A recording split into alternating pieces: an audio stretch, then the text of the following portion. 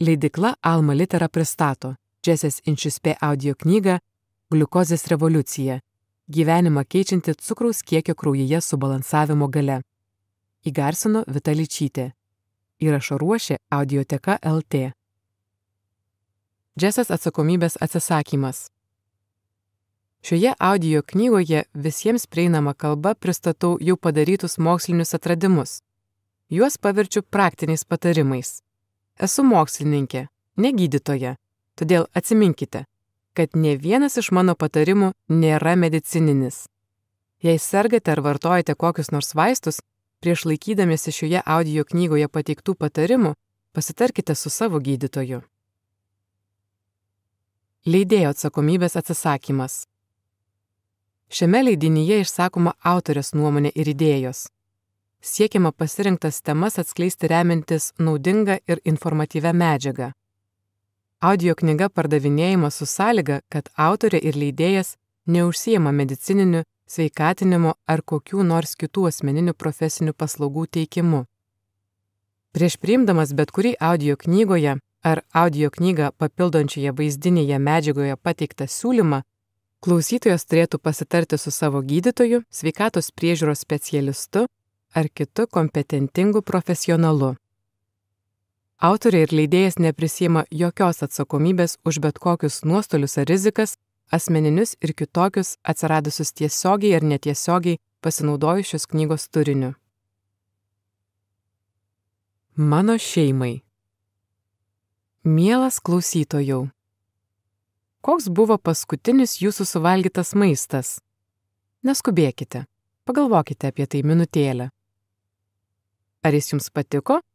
Kaip jis atrodė? Kaip kvepėjo? Koks buvo jo skonis? Kur buvote, kai jį valgėte? Kas tuomet buvo šalia jūsų? Ir kodėl jį pasirinkote? Mums maistas yra ne tik gardus, bet ir gyvybiškai svarbus. Vis dėlto kartais, mums nežinant, maistas gali turėti ir nenumatytų pasekmių. Taigi dabar sunkesni klausimai.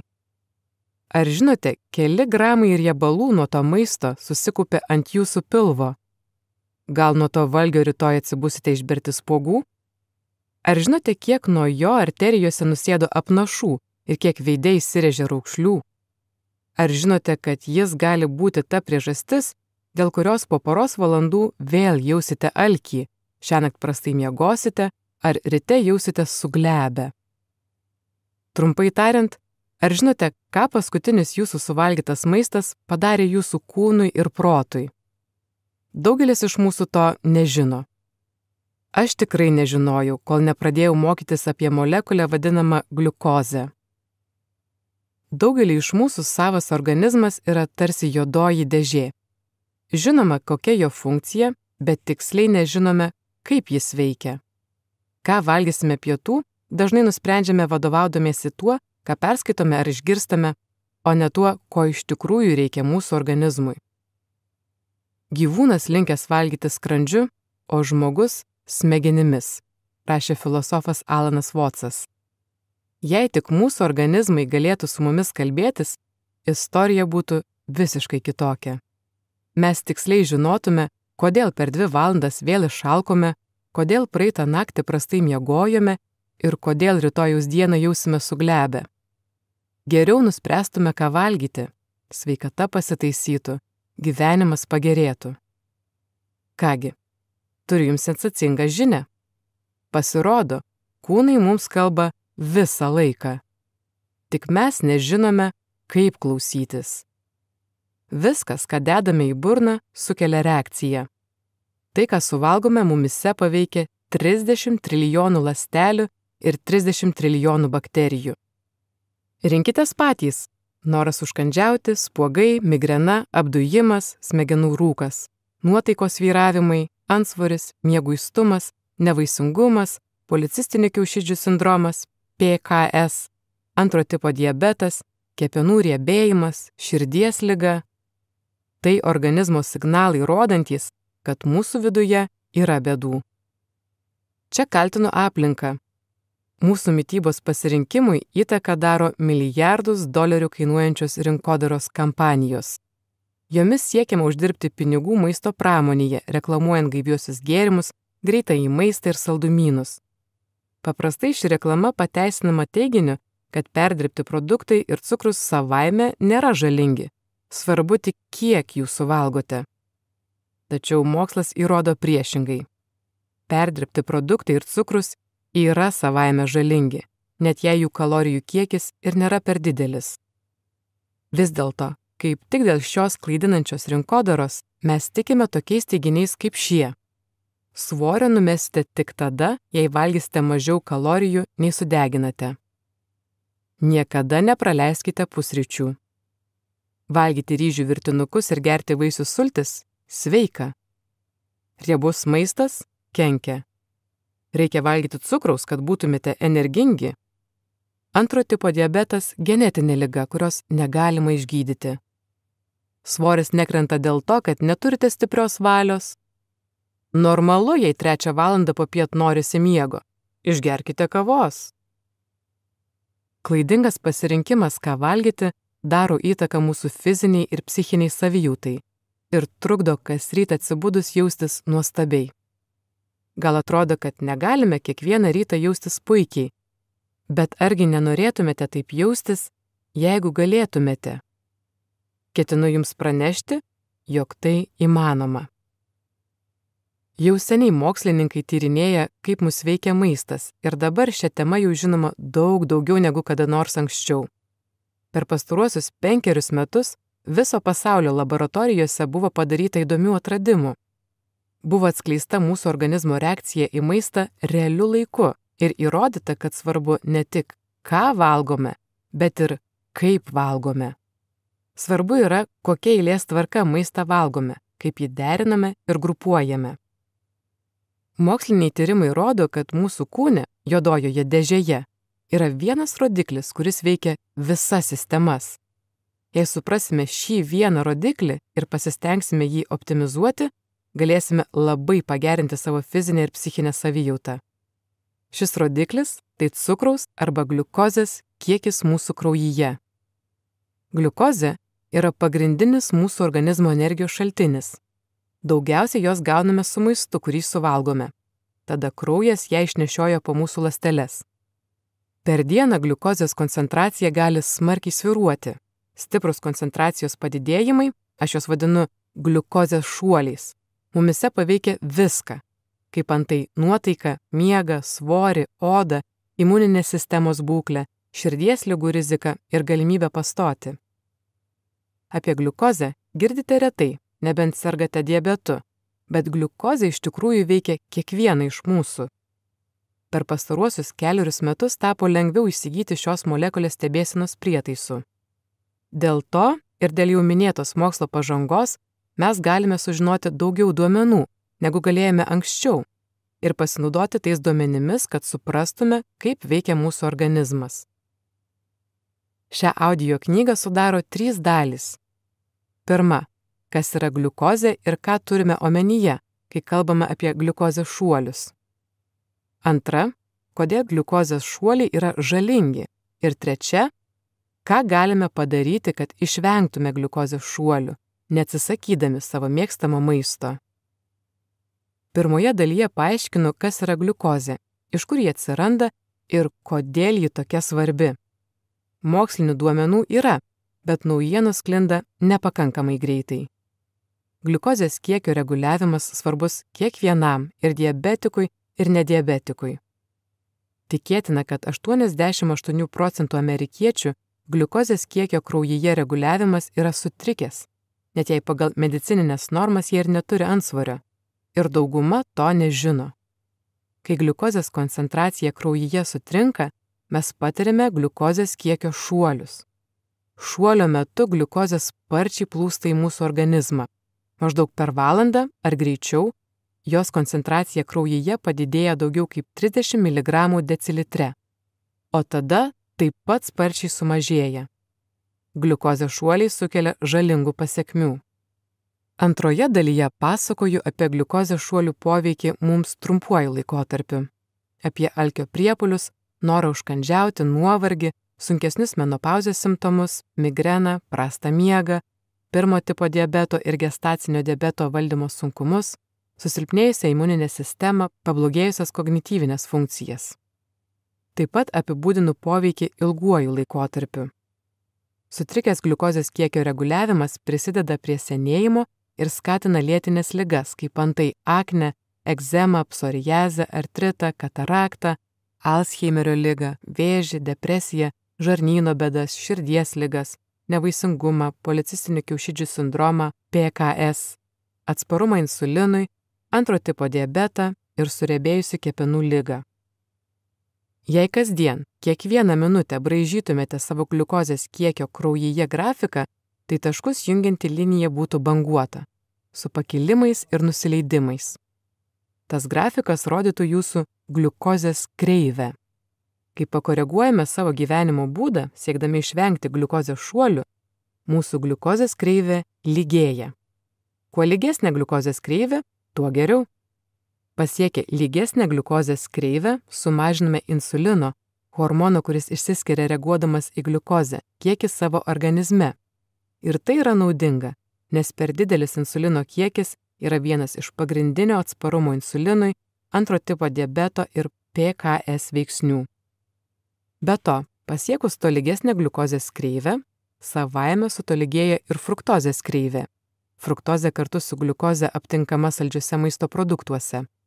O tai irgi naudinga, nes per didelius fruktozės kiekis didina nutukimo, širdies ligų ir nealkoholinio kepenų suriebėjimo ligos tikimybę. Trečioje dalyje parodysiu, kaip galima padaryti savo gliukozės kreivę tolygesnę, laikantis 10 paprastų mitybos patarimų, lengvai pritaikomų jūsų gyvenime. Koledže studijavau matematiką, magistrantūroje biochemiją. Ir šis išsilavinimas man leido išanalizuoti ir apibendrinti didžiulį kiekį mokslinių duomenų apie mitybą. Be to, pati atlikau daug eksperimentų nešiodama prietaisą skirtą nuolatiniai gliukozės kiekio stebėsenai, įrodanti mano gliukozės kiekį kraujyje realiu laiku. Tie 10 patarimų, kuriais pasidalinsiu su jumis, paprasti ir stebinantys. Niekas jūsų nereikalauja daugiau niekada nevalgyti deserto, skaičiuoti kalorijų ar mankštintis valandas per dieną. Vietoj to, jūs kviečiami pasinaudoti tuo, ką sužinojote apie savo fiziologiją pirmoje ir antroje knygos dalyje. Taigi, iš tikrųjų įsiklausyti į savo organizmą, kad galėtumėte geriau nuspręsti, kaip valgyti. Neretai tai reiškia, kad į lėkštę reikia įsidėti daugiau maisto, negu esate įpratę. Šiame paskutinėme skyriuje jūs apginkluosiu visą reikalingą informaciją, kad išvengtumėte gliukozės šuolių, apsieidami ir be nuolatinio gliukozės matuoklio. Visoje audio knygoje remiuosi naujausiais mokslo pasiekimais, aiškindama, kodėl šie patarimai veikia ir pasakoju tikras istorijas parodančias, kaip jie veikia. Rasite duomenų iš mano pačios bandymų ir bandymų atliktų mano sukurtoje internetinėje bendruomenėje Glucose Goddess. Kai knyga buvo spausdinama, bendruomenė sudarė daugiau kaip 200 000 narių. Bus ir narių liudijimų apie tai, kaip pasitelkus čia pateiktas įžvalgas pavyko numesti svorio, įveikti norą užkandžiauti, atgauti energiją, išvalyti odą, atsikratyti policistinių kiaušidžių sindromo simptomų, išguiti antro tipo diabetą, išsilaisvinti iš kaltės jausmo ir įgyti didžiulį pasitikėjimą savimi. Baigdami klausyti šią audio knygą, jau mokėsite įsiklausyti į signalus, sklindančius iš jūsų organizmo ir suprasti, ką toliau daryti. Gebėsite nuspręsti, ką valgyti, nebepakliudami į rinkodaros pinkles. Pagerės jūsų sveikata ir gyvenimas. Žinau, ką sakau, nes man pačiai taip nutiko. Kaip man tai parūpo? Žinote posakį, nemanyk, kad tavo sveikata savaime suprantamas dalykas. Na, aš maniau iki 19 metų. Ir tada nelaimingas atsitikimas pakeitė mano gyvenimą. Su draugais atostogavau Havajuose. Vieną popietę mes leidomės į žygį po džiunglės ir sugalvojome, kad būtų smagu nušokti nuo krioklio. Nepatikėsite, bet nebuvo malonu. Iki tol niekada nebuvau bandžiusi kažko panašaus. Draugai man paaiškino, ką turiu daryti. Šok visiškai tiesiomis kojomis, kad į vandenį pirmiausia panirtų pėdos. Supratau, tariau ir šokau. Vos atsispyrusi nuo skardžio, klaikiai išsigandau ir patarimą pamiršau. Į vandenį pūkštelėjau ne pėdomis, o užpakaliu. Dėl vandens pasipriešinimo atsiradusi smūginė banga smogė man į stuburą ir vienas po kito susispaudė mano slanksteliai tarsi virstančios domino lentelės. Trakšt, trakšt, trakšt, trakšt, trakšt, trakšt, trakšt, trakšt. Traškesys kilo į viršų iki pat antrojo krūtinės slankstelio, kuris nuo spaudimo subirėjo į 14 gabalėlių. Į gabalėlius subirėjo ir mano gyvenimas. Tada jį padalinau į 2 dalis – prieš nelaimę ir po nelaimės. Kitas 2 savaitės praleidau nejudėdama ligoninės lovoje, laukdama stuburo operacijos. Gulėdama be miego, vis bandžiau įsivaizduoti, kas manęs laukia, nepajėgdama iki galo tuo patikėti. Chirurgas ruošėsi atverti mano liemenį iš šono, ties juosmeniu, ir tada iš nugaros, ties sulaužytų slanksteliu. Jis ketino ištraukti kaulo fragmentus ir dar 2 tarpslankstelinius diskus, tada sujungti 3 slankstelius ir įgręžti į mano stuburą 6, 7 cm ir 62 mm ilgio metalinius strypus. Elektriniu grąžtu. Su operacija siejama rizika man kėlė siaubą. Plaučių perforacija, paralyžius ir mirtis. Vis dėlto aš neturėjau pasirinkimo. Slankstelių gabalai spaudė stuburo smegenų membraną. Nuo bet kokio sukrėtimo, net suklupus ant laiptų, galėjo plyšti membrana ir tada būčiau paralyžiuota nuo juosmens žemyn. Aš bijojau. Įsivaizdavau save ant operacinio stalo kraujuojančią ir rankas nuleidžiančius gydytojus. Įsivaizdavau tai pasibaigianti savo gyvenimą vien dėl to, kad išsigandau atsidūrusi ore, darydama tai, kas turėjo būti smagu. Operacijos diena lėtai, bet užtikrintai artėjo. Kai ji galiausiai atėjo, troškau, kad nebūtų atėjusi. Anesteziologija pradėjo mane ruošti 8 valandų trukmės procedūrai ir man dingtelėjo, negi ji bus paskutinis mano matytas žmogus. Meldžiausi.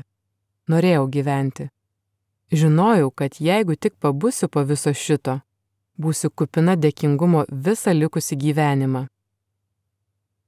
Pabudau po operacinėje palatoje viena vidury nakties. Iš pradžių pajutau didžiulį palengvėjimą. Aš gyva. Tada skausmą. Tiksliau pajutau stiprų skausmą. Naujasis įtaisas it geležinis kumštis spaudė mano stuburą. Bandžiau sėstis, norėdama pakviesti slaugytoją. Po kelių bandymų jis pasirodė, be nuotaikos ir abejingas. Sugrįžusi į pasaulį buvau sutikta niūriai. Apsiverkiau. Tik norėjau mamos. Tiesa, buvau kupina dėkingumo, labai gilaus dėkingumo už tai, kad esu gyva. Tuo pat metu labai kentėjau. Smilksėjo visa nugara. Sulig kiekvienu menku krustelėjimu atrodė, kad trūkinėja ir skiriasi siūlės.